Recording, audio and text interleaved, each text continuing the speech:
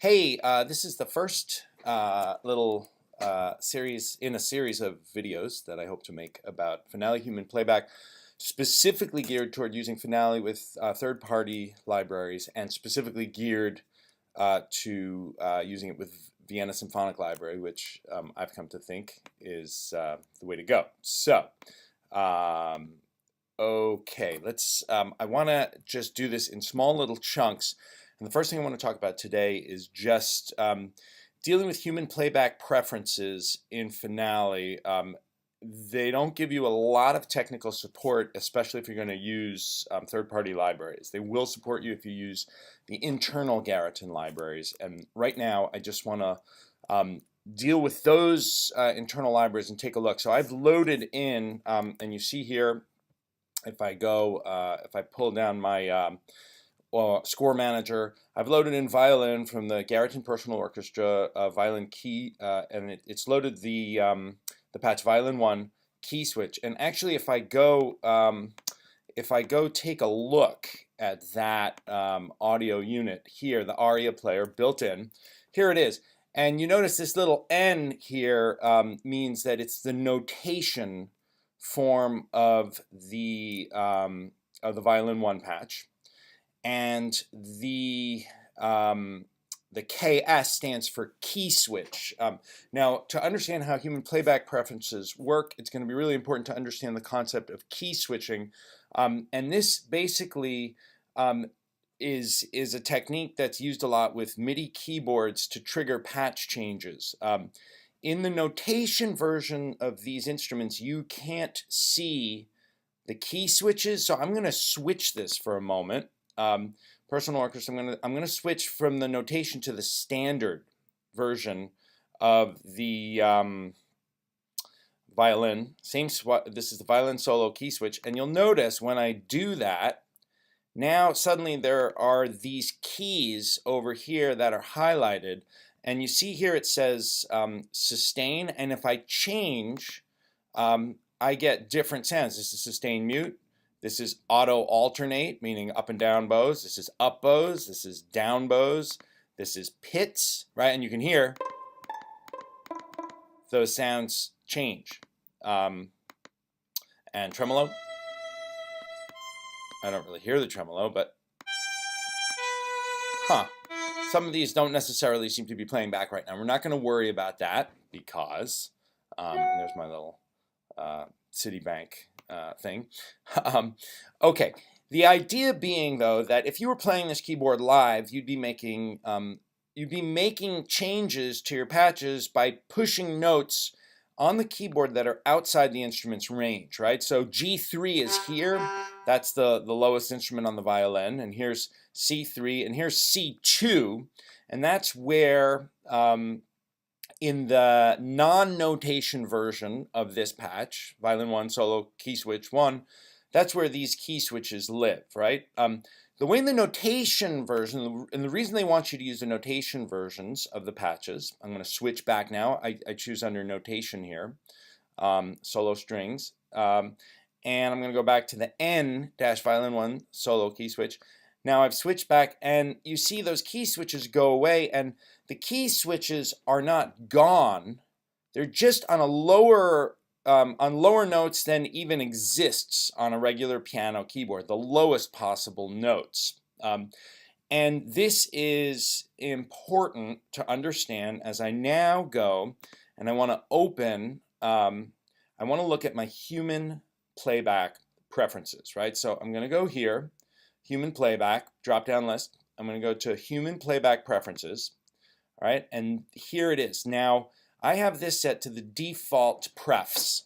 I never use these prefs in most of my work, but Finale wants you to, recommends that you use these if you're using the Garriton instruments. And you're going to see here, the way this folder works is that there are all kinds of different sets. Actually, I'm going to deactivate VSL strings. That's one I program. That's not useful here. But there are all kinds of different folders here, and they're all active. So there are tons of human playback preferences in play when you use the Garriton instruments. And what I'm interested in right now is GPO5 Violin Solo, right? So if I open this up, you're going to see that there are a bunch of techniques listed here. Sustained vibrato, lush forte, sforzando, détaché, I don't know why that looks weird, martelle, pizzicato, col legno, spiccato. It's actually quite a few different varieties, and you'll see that there's a key switch associated with each one, right? So this is key switch equals 0, key switch equals 1, 2, 3. These notes correspond to the absolute lowest key switches available, and I believe they are off the keyboard. They are off the keyboard. They're super low, and that's where the notation files put these key switches. So the fact that these are in play mean that I'm going to get out of here, I'm going to get out of here, I'm going to get out of here, and I'm going to just enter a few notes here now. So here's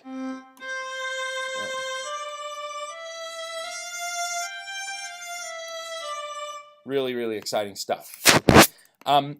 What it means is that when if I just play this, what we're probably going to hear are, where are my playback controls?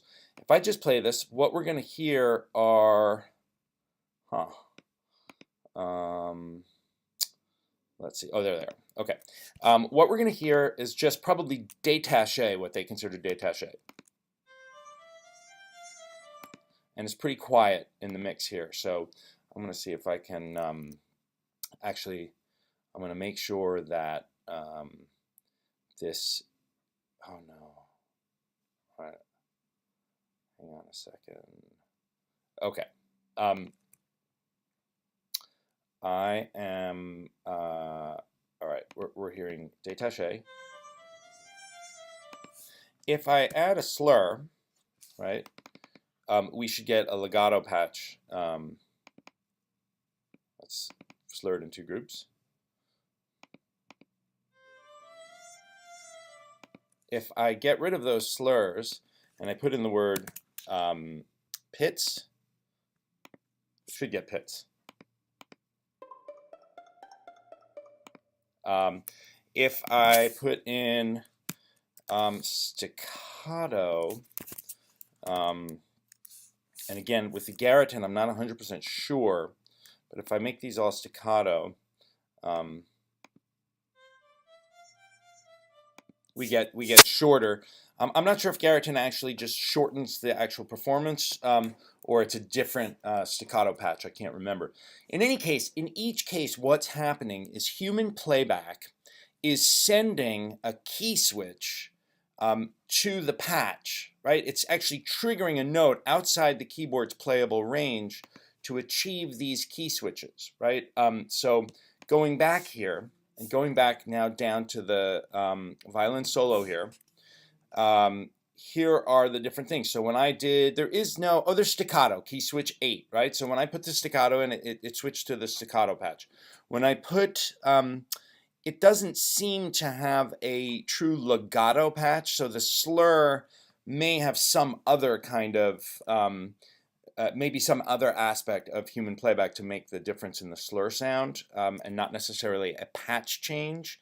But what I'm mostly concerned with here are patch changes. When I put the word pits, Finale sent a trigger to the patch to send key switch 5, right? So that's kind of the critical thing. I want to show just one more thing here in this first video, which is that for any instrument, we could add a technique. Let's say I'm in Violin Solo and I have a patch, or maybe I've discovered another patch in the GPO 5 Violin Solo that's not listed here. So I can, in this folder, I can click New Technique. And when I click New Technique, I want to be careful here to choose violin, right? And when I choose violin, and if you look at these all have violin already. Some of them don't actually, but they should have violin attached, right? So I'm going to go up to New Technique here, and when I have violin selected in this drop-down list, these are all the possible techniques, right? So for instance, if I had a patch for sol ponticello, I could choose that here, sol pont. And here I'm going to choose what key switch it is, right? Solpont is going to be, let's say it's key switch 9, because that's not in use yet. And the only thing that's left to do for myself here is to say Solpont, and it already has the key switch 9 in there, and then I'll hit return and save that. Okay, now the instrument here has to do with how you've defined the instrument in the score manager. So if I get out of this and say I'm actually going to cancel out of this because I don't want to save this in my default prefs because that's not really real. But what I'll show you is when I get out of this and look here, it's what the instrument is here that Finale is going to use to determine which human playback preferences to apply. And just one more time in the human playback list, one other thing to note is that different instruments have different possible techniques. For instance, if I add a new technique to winds here, and I choose winds, right? Winds. Here, you notice the list is much smaller.